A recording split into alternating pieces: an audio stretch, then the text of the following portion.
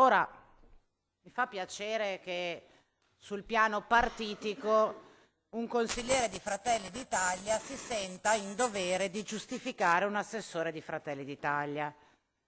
Diciamo che è almeno il rituale sul piano istituzionale.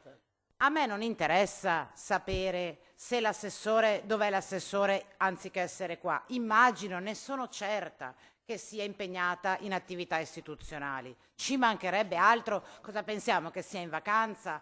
Ma ciascuno di noi rinuncia a delle missioni istituzionali per essere in aula il martedì. Se non può esserci e ritiene un provvedimento importante, si sposta il calendario d'aula come abbiamo sempre fatto. Faccio notare, Presidente Scatto, che questo progetto di legge è stato depositato dalla Giunta il 4 luglio, no ieri. Non c'è alcuna urgenza, quindi si poteva serenamente aspettare che l'agenda dell'assessore fosse libera per fare il suo mestiere. Perché il mestiere dell'assessore è tanto quello di andare a Roma a risolvere le crisi industriali quanto venire qua a rendere conto di quello che dice.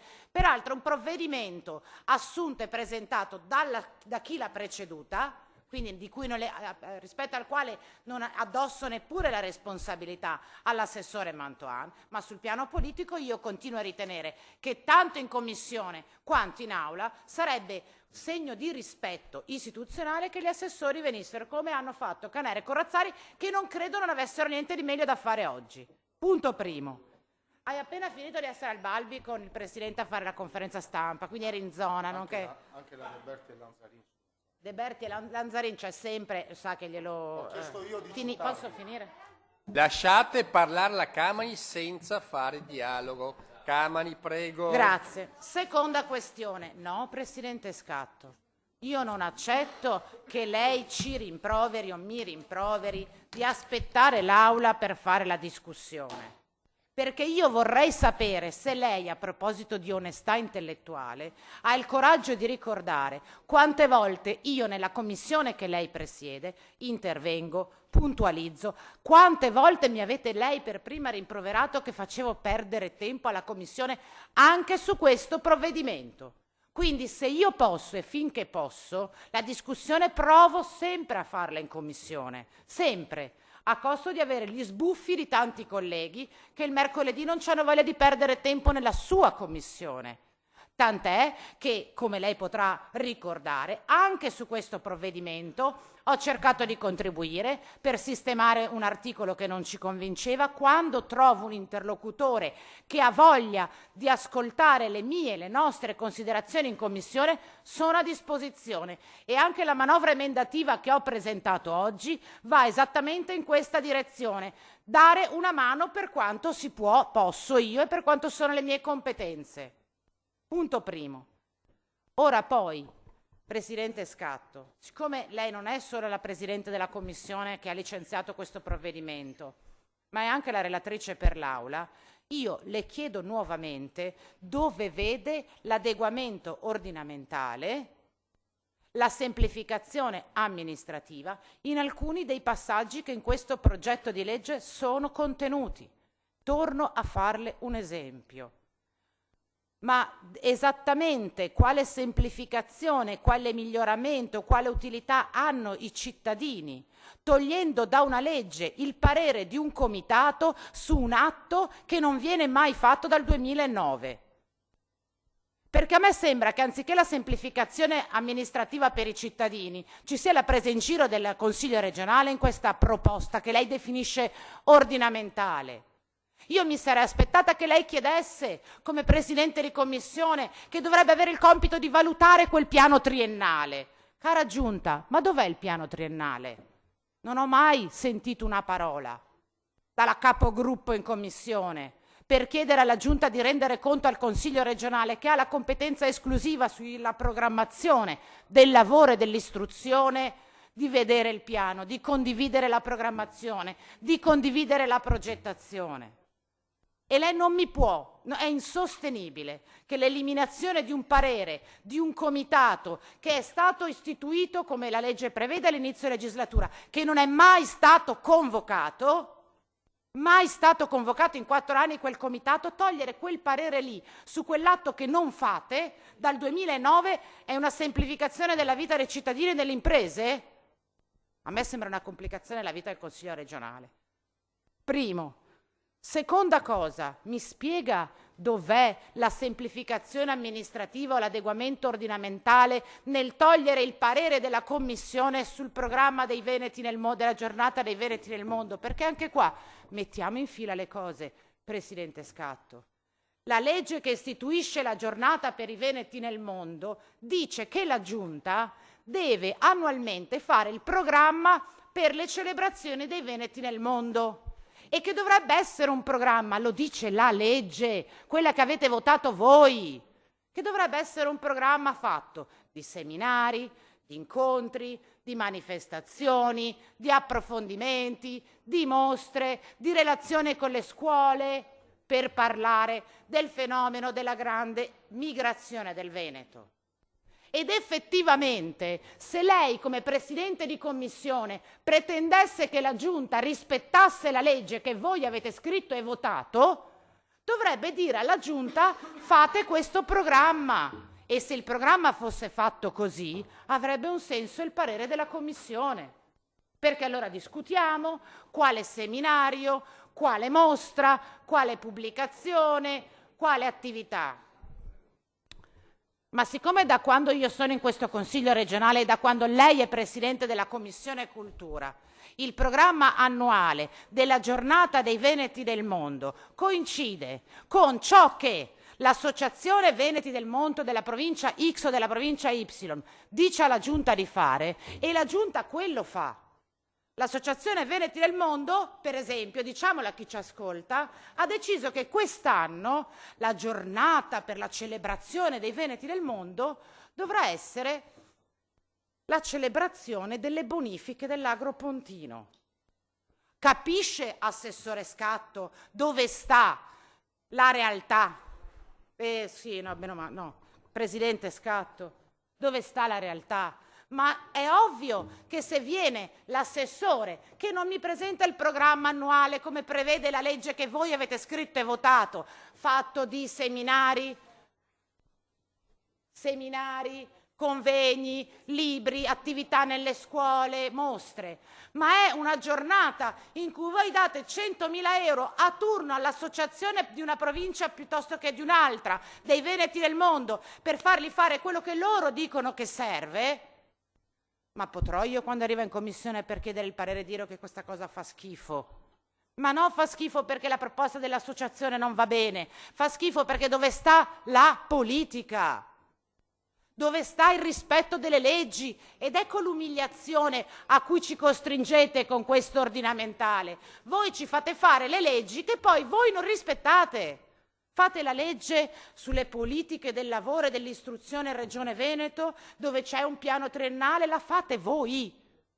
E poi non la rispettate, perché il piano non lo fate, perché la programmazione se la fa nel suo ufficio per 20 anni l'assessore Donazzan, senza che nessuno possa dire niente, perché Veneto Lavoro, l'ente strumentale, fa quello che non fate voi, cioè gestisce le politiche del lavoro della Regione del Veneto, senza che nessuno abbia mai niente da dire. Quindi delegate, tanto che fatica è tanto qua, la fatica che non state facendo è la stessa fatica che dovete fare sopportandomi, vero Presidente Scatto, in commissione sesta quando vi faccio perdere tempo. Sì, vado avanti tutto il tempo e se vuole porto anche i verbali delle commissioni. Bene. Allora è ovvio che se voi, anziché fare quello che la legge dice, e cioè programmare le attività per celebrare i Veneti nel mondo, prendete la proposta dell'associazione pari pari, senza dire né A né B, incluse le celebrazioni della bonifica dell'Agropontino, e non a caso, lo ripeto per la seconda volta, senza che nessuno abbia niente da dire in commissione, cioè senza che nessuno dica che il grande lavoro dei veneti che se ne sono andati è umiliante ridurlo alla bonifica dell'Agropontino, ma a voi va bene? È ovvio che a quel punto il parere della Commissione è una semplificazione, perché effettivamente non abbiamo nessun contributo da dare, perché non è una costruzione di un programma che avviene dentro le istituzioni, Allora il parere della Commissione, il parere della Commissione che lei presiede, relatrice Scatto, non conta niente. E che lei addirittura si faccia relatrice e promotrice di una norma nella quale si certifica che il parere della Commissione che lei presiede è una fatica, un aggravio burocratico, io lo ritengo, a proposito di onestà intellettuale, molto discutibile. Ah, allora, peggio, siccome lei ne fa già parte, siccome evidentemente l'unica opinione che conta per la Scatto è quella della Scatto, siccome lei fa già parte della commissione, è a posto così, cosa gliene frega di quello che ha da dire l'opposizione? Ma effettivamente, cosa ce ne frega di quello che deve dire la Commissione? Anzi, siccome dal 2020 ad oggi, ogni volta che arrivate col parere sulla giornata per le celebrazioni dei Veneti del mondo, vi faccio persino, insieme alla collega Ostanel, perdere mezz'ora di tempo a dire che non siamo d'accordo, anziché affrontare il confronto, discutere nel merito, cambiare metodo, avanzare una proposta alternativa, la soluzione è quella di non dare spazio al confronto con le opposizioni, perché tanto quello che deve dire l'opposizione è una perdita di tempo, va la Presidente Scatto, è nel comitato, va bene la celebrazione dell'Agropontino e la chiudiamo qua. Se questo è l'adeguamento ordinamentale di cui ci si riempie la bocca oggi, prendo atto che questa è la vostra idea di confronto e di rispetto delle leggi. Ultimo punto, a me va benissimo, l'ho detto in premessa, che la Giunta abbia cambiato idea rispetto all'articolo 6 e 7. Anche se, Presidente Ciambetti, mi consenta che è un po' sul piano, diciamo, formale, è strano che la Giunta presenti un emendamento soppressivo, perché verrebbe più naturale che la Giunta chiedesse al Consiglio di votare contro all'articolo. Lo dico perché sa che sono precisina su questi aspetti, ma mi va benissimo. Allora io ho chiesto semplicemente, visto che a proposito di confronto la Presidente Scatto ha ritenuto di non essere più interessata a quello che avevo da dire, ma bene, non importa. Qua diciamo il parere della consigliera Camani ancora nell'ordinamentale non può mettere che venga cancellato la Presidente Scatto, quindi che lei ci sia o non ci sia continuerò. Ma a me va bene che la Giunta abbia cambiato opinione. L'ho chiesta fin dalla prima seduta di sesta commissione questa cosa e credo che chi c'era se lo potrà ricordare. Io vorrei, non lo fa l'assessore Mantovano, lo farà qualcun altro, che mi spiegassero quali sono le ragioni per le quali hanno cambiato idea.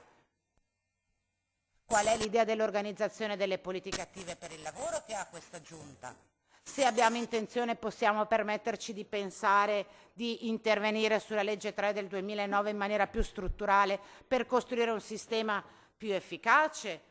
Quali sono, alla luce delle forti novità introdotte nel mercato del lavoro, penso al decreto 150, penso al decreto lavoro di maggio, che possono essere messe in campo per riorganizzare le politiche attive del lavoro? A queste domande l'assessore o la Giunta dovrebbe rispondere approfittando di questo ordinamentale. E ancora, sarebbe bello che qualche volta qualcuno ci dicesse come e quanto sono stati potenziati i centri per l'impiego in questa regione. Perché quando io dico che la programmazione delle politiche attive per il lavoro dovrebbe essere in capo al Consiglio e non in capo alla Giunta, lo dico perché il Consiglio avrebbe potuto in questi ultimi 3 anni decidere come investire decine di milioni di euro che dal governo sono arrivati per il potenziamento dei centri per l'impiego, che avrebbe dovuto essere uno degli argomenti di quel piano triennale, e invece in questo Consiglio non si è mai discusso di questa roba, perché abbiamo delegato a Veneto Lavoro.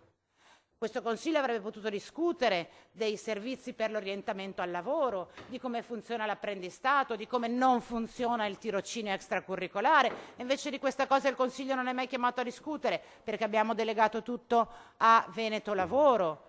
Magari questo Consiglio avrebbe potuto discutere sulle politiche per la formazione, sul tema degli enti accreditati per la formazione. E invece non si fa, perché lo decide l'ufficio, l'ha deciso fino a ieri l'ufficio dell'assessore Mantovà e Veneto Lavoro. Ora, quando io dico che ci sono delle questioni che voi supinamente accettate di delegare alla Giunta, lo dico perché è un fatto grave e ovviamente a maggior ragione per i consiglieri di maggioranza, perché noi consiglieri di minoranza appunto rompiamo le scatole un po', vi facciamo perdere un po' di tempo dentro le commissioni, ma quelli che avrebbero la responsabilità di governare questa regione siete voi, non gli assessori regionali, che come avete visto durano il tempo che trovano. Peraltro sono gli unici, siccome stiamo sempre a tornare sul tema del terzo mandato, diciamolo, che nel nostro caso per il Presidente sarebbe il quarto addirittura.